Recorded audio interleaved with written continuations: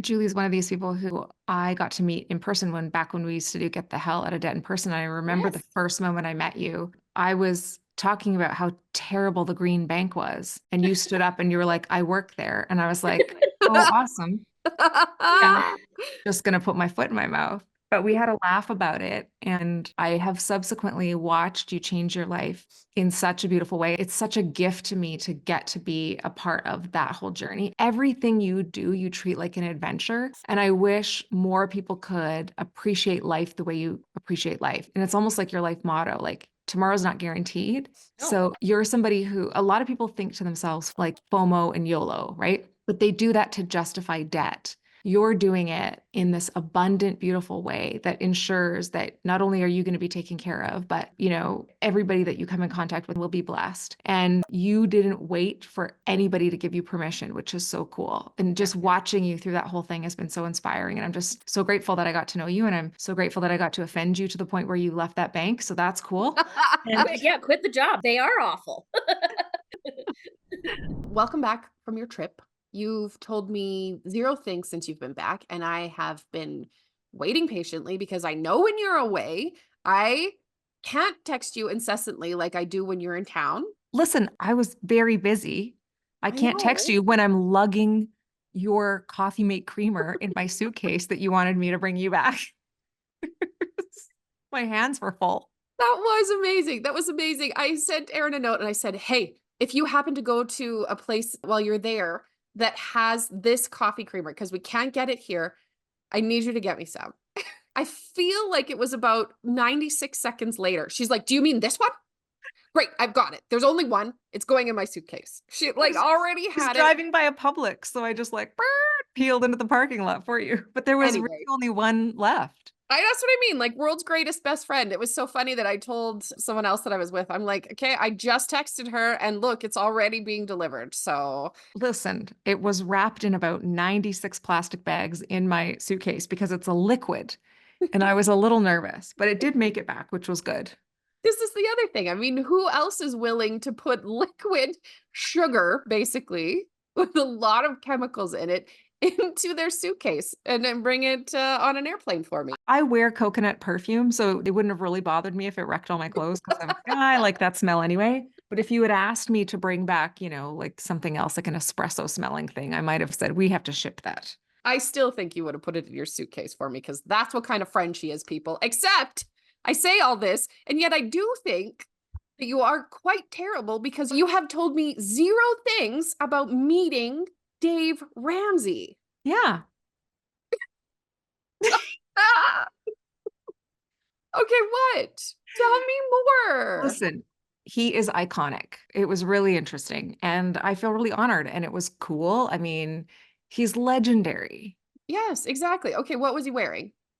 He was wearing high-rise jeans and white runners and a Okay. ball cap. Okay, I guess what I really want to know is behind the scenes, is he the same guy that we see on the screen? Yeah, he's pretty congruent. I love that question because I know sometimes celebrities are different, like, lights, camera, action, they're like kind and whatever. And then backstage, they're not kind. So, like, yes, he's fully congruent with who he is 100% of the time, in my experience. This is all you're giving me, right? Yeah, well, you and I are in the middle of a 30-day no complaining challenge. So that's, Oh, son of a biscuit, we are. we are going to talk to somebody also very iconic today. Okay. You kind of know who she is. Hmm. She's been in the community a while. She's in phase 3.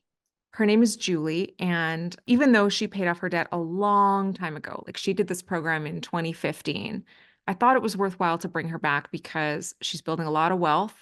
And I think sometimes people think, I'm going to pay off all my debt, then what? I'm going to end up right back in debt. And so I just wanted to bring you somebody who's been on this journey for a decade, who is nowhere near going to be back in debt, and who lives a really cool life. So you can kind of see what's possible. Julie, thank you so much for being part of the podcast today. I always ask people first how the heck Erin came into your life. How did you find Erin, or did you find Get the Hell Out of Debt first? What's the story? Yeah, I found Erin. I had moved to Calgary and was kind of in this place of like, I need something. And then went to that first transformation weekend and was like, this is amazing.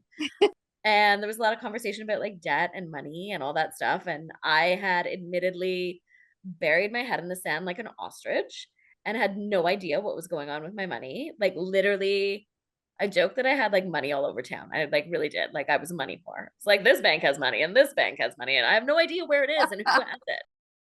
Yeah. So I finally like got serious, sat down with my stuff, dug through it all. Okay, tell me about your consumer debt then. So when you actually sat down to do your numbers, what did you discover? So grand total debt was pretty close to 100. Now that was including an MBA, which is a very expensive piece of paper. That's essentially what MBA stands for, is expensive piece of paper.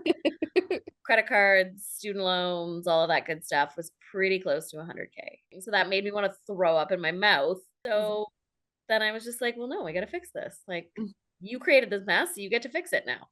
Yeah, so what did you do? What were your first steps? Did you have like a pee your pants pity party for a bit first? And Oh then you God, were I like, fully like cried.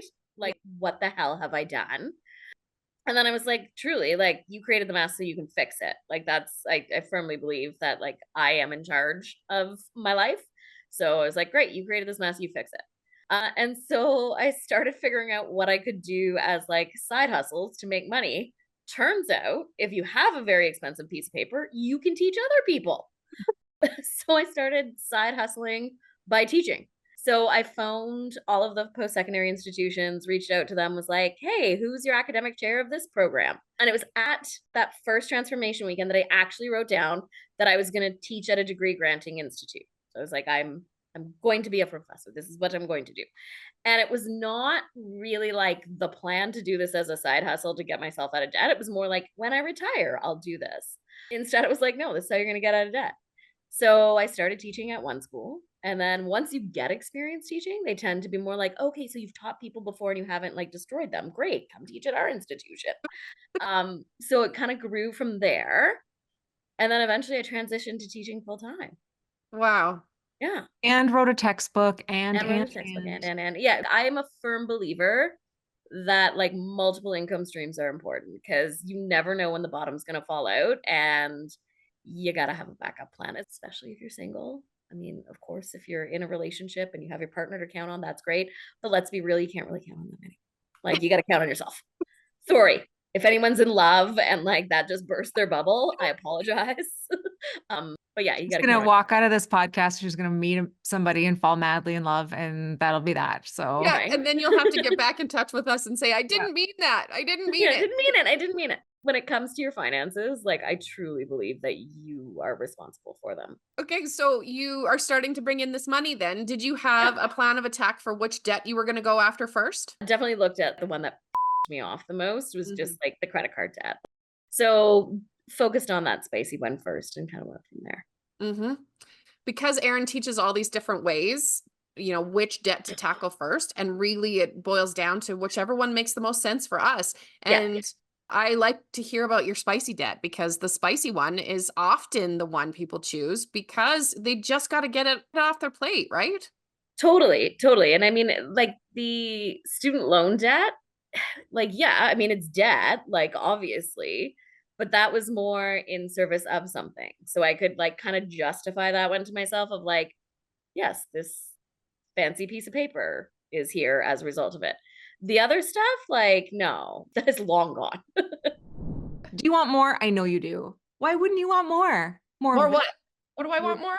More of this. Come hang out in the online course for Get the Hell Out of Debt.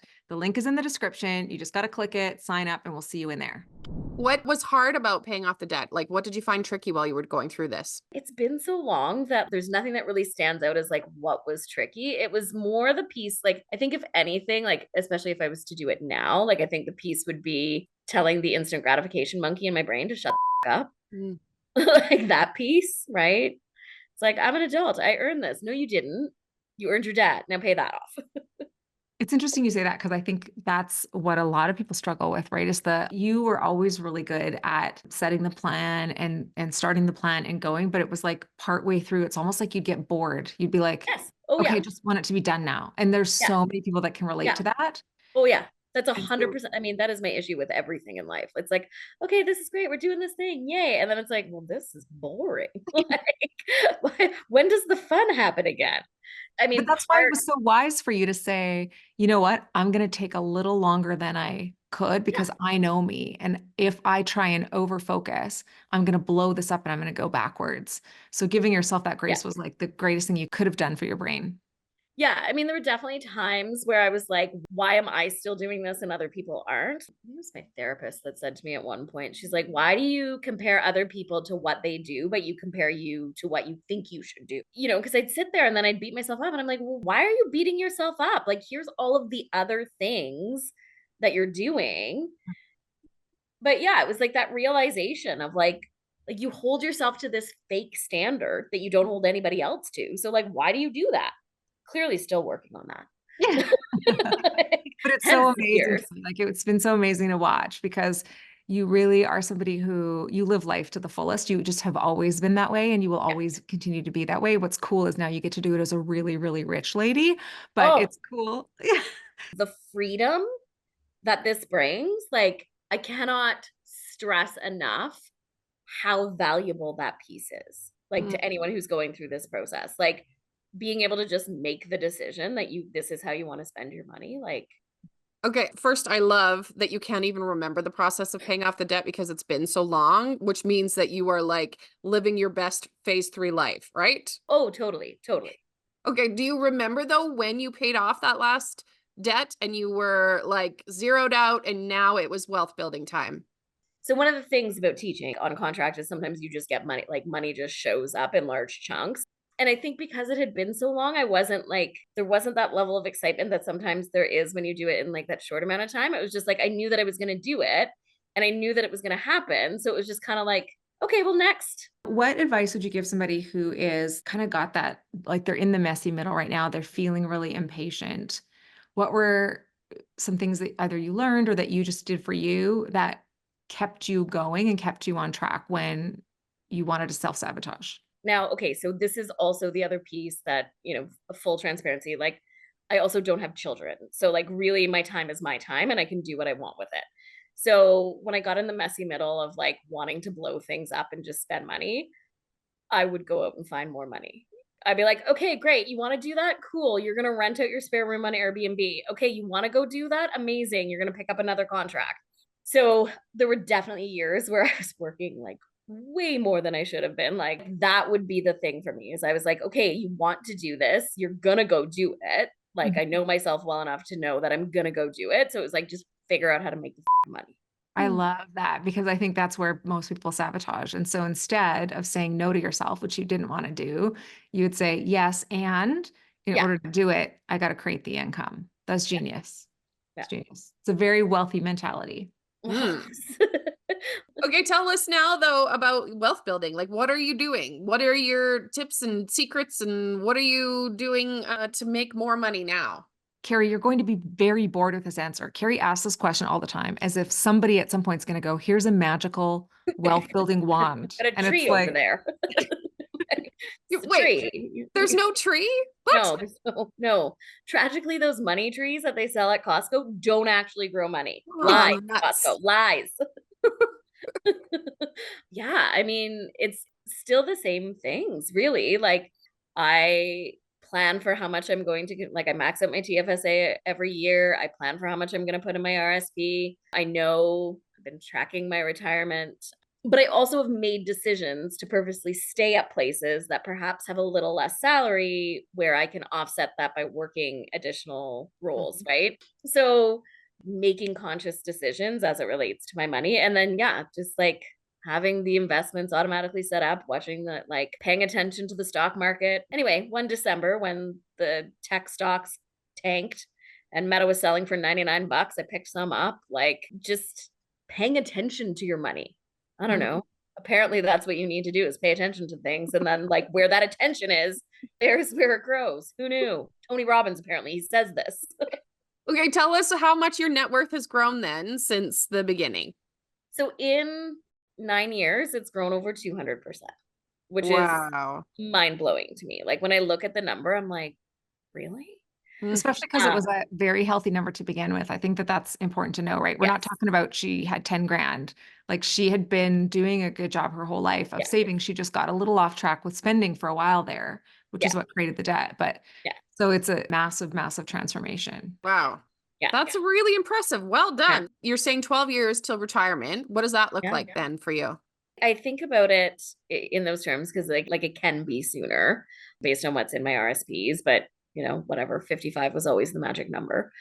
But I don't see a lot of things changing, if that makes any sense. Like I love teaching. And so blew up my life a few months back, which, why not?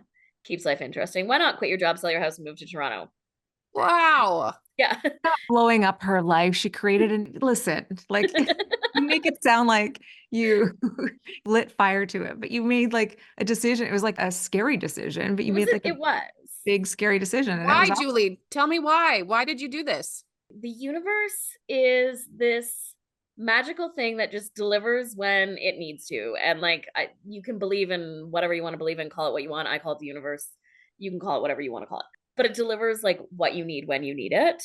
And so I had landed what I thought was my dream job. Like my goal was to be a professor at Mount Royal University. Basically, I was told it was impossible because I didn't have a PhD.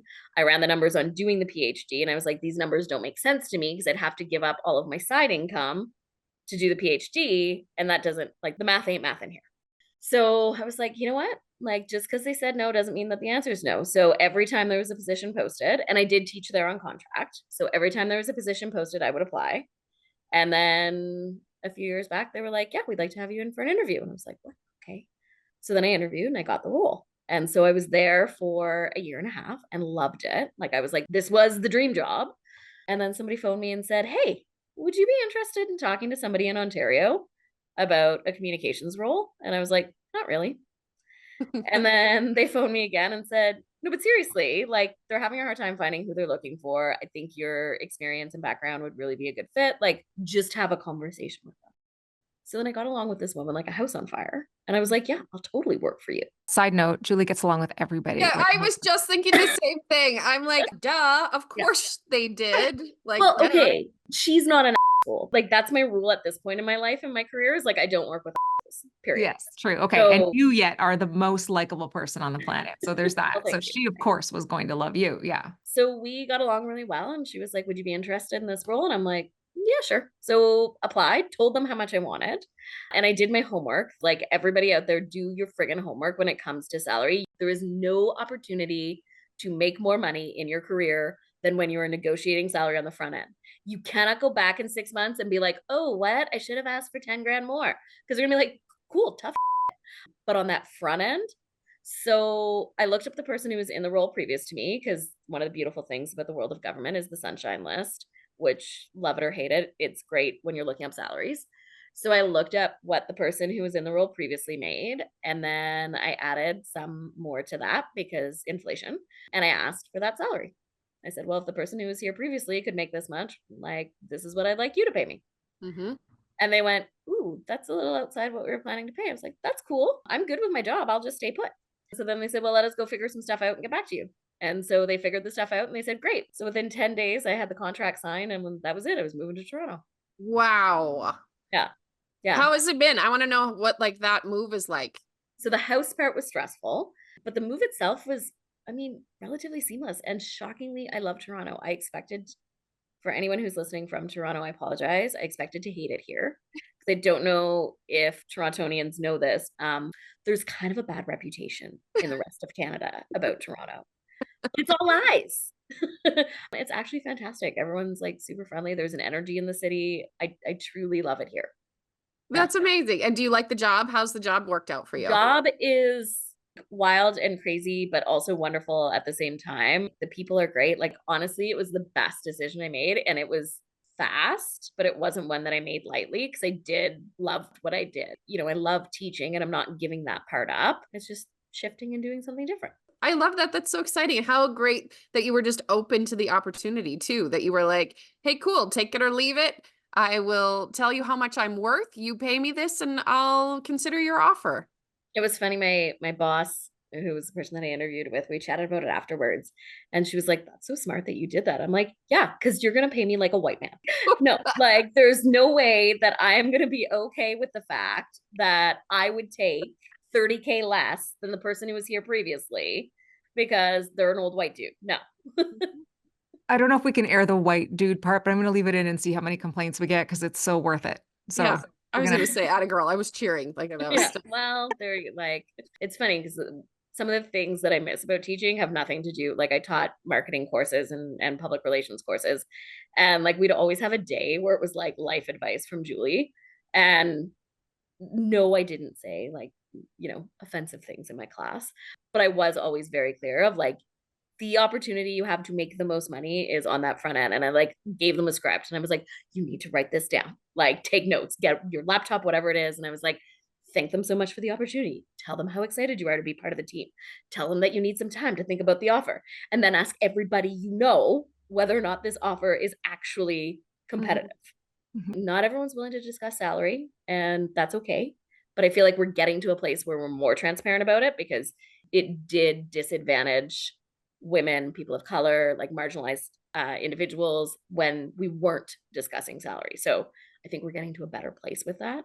So that was always my number one tip, like talk about your money and make sure you're asking for what it is that you're worth. And if you don't know, add a little bit on there and just see what happens. Yeah, what's Just great is that you didn't need it and you didn't need to walk away and you like that was what was great. Sometimes people will fake and they'll say like, "Oh, well, if you don't pay me this, I'm gonna leave." But when there's not a real offer on the table, it's not congruent in your body. And yes. what was great is that you were like, "I'm happy here. I'm in my Yeah. dream. I'm great." Because you'd already done this Mhm. salary negotiation to get where you were already. And they were coming after you. That's also what's so great is, Yes. everything worked in your favor. So how you handled it was impeccable. Yeah. Well, thank you.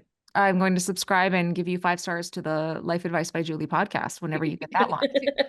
I just love that you're teaching, women especially that this is what they have to do. Just, don't Totally. be afraid to talk about it. Ask the other women that are Ask. in your life. Like Yes. just ask them for crying out loud.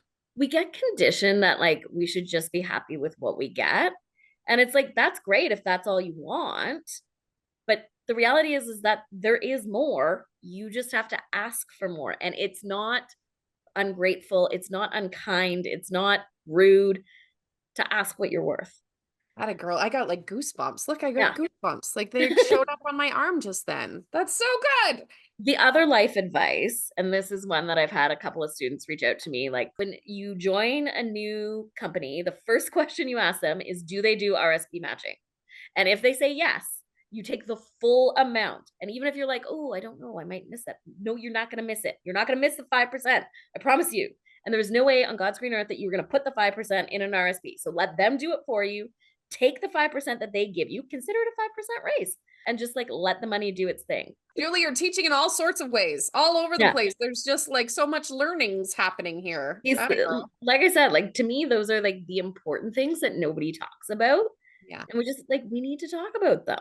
Okay, the one thing you said that you are planning to retire at 55, but 55 is like a target, but Yeah. you have the opportunity, the way things are going right now, that you could retire sooner. Do you have like plans though? Do you picture yourself like on a beach with a good book? Like what does like long-term Julie, what are you doing? Yeah, admittedly, Keri, like I do that kind of stuff now. Like Oh, atta girl. nothing's guaranteed, right? So like I'm not willing to wait to go do the thing, right? There was a long time that I sat around and waited and I was like, oh, well, when I find someone, when I have a partner, I'll go do these things, right? And I had like a list of places that I wanted to travel to.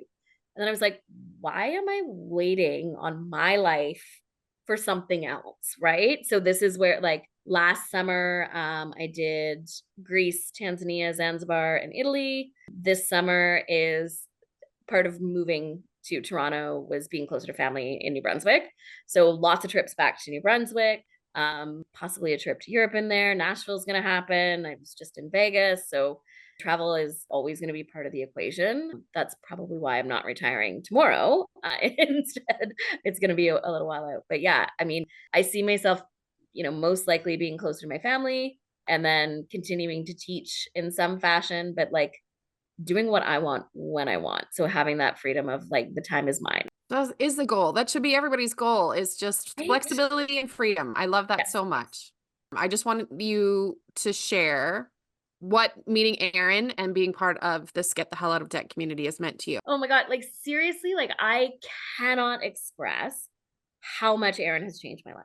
it is like, ooh, yeah, like I went from an ostrich who literally had her head buried in the sand about owning my own life, about my money, about so many different things. And meeting Erin was just like kind of the kick in the pants that I needed to be like, listen, you're 30, get your shit together. Not that Erin would ever say that to anyone because she will never should on you. But I got the message loud and clear and I got my shit together. And it has changed so much. Like I said, I was the person who was sitting around waiting to be like, okay, well, like Prince Charming's going to show up, like they say in the Disney movies, and then I'm going to go do all of these things. And then this is going to happen. And I kept waiting for the and then. And then after meeting Erin, I was like, no, no, no, and then. It is now. It is like I get to choose. Like that has just been invaluable. Oh, It's been I cool for love me because Julie's one of these people who I got to meet in person back when we used to do Get the Hell Out of Debt in person. I remember the Yes. first moment I met you, I was talking about how terrible the green bank was. And you stood up and you were like, I work there. And I was like, oh, awesome.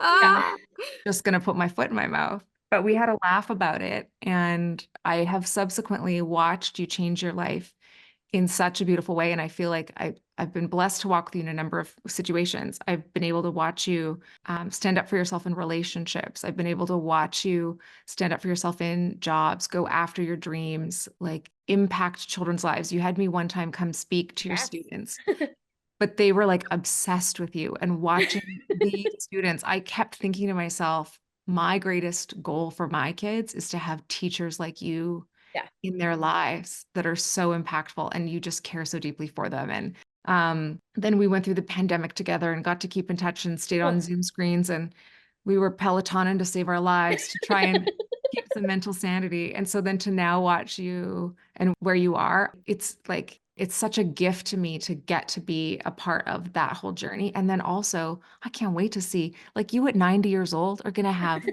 the greatest travel stories. Everything you do, you treat like an adventure. And I wish more people could appreciate life the way you appreciate life. Like if you are going to the grocery store, you're open to anything. You're like, who am I going to run into? What adventures am I going to be on? And it's such a cool way because as you say, and it's almost like your life motto, like tomorrow's not guaranteed. A lot of people think to themselves like FOMO and YOLO, right? Yep. But they do that to justify debt.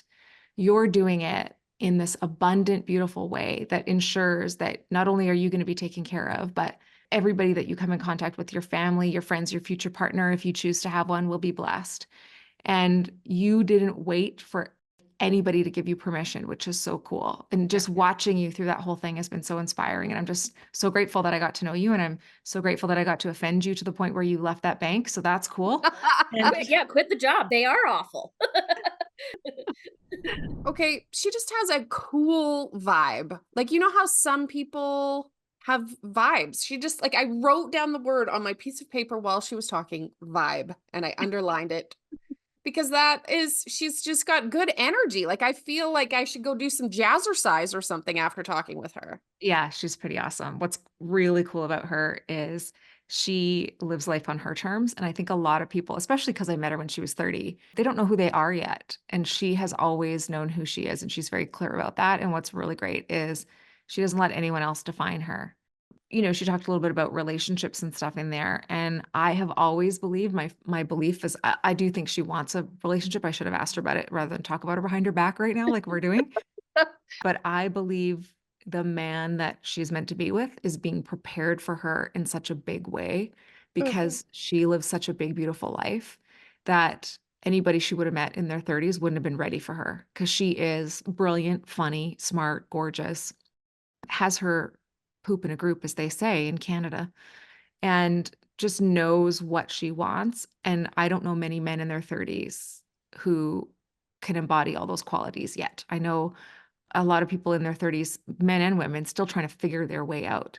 Mhm. So when she does meet this person, and I'm convinced she will, he is going to be amazing. He's going to be a Hemsworth, you know?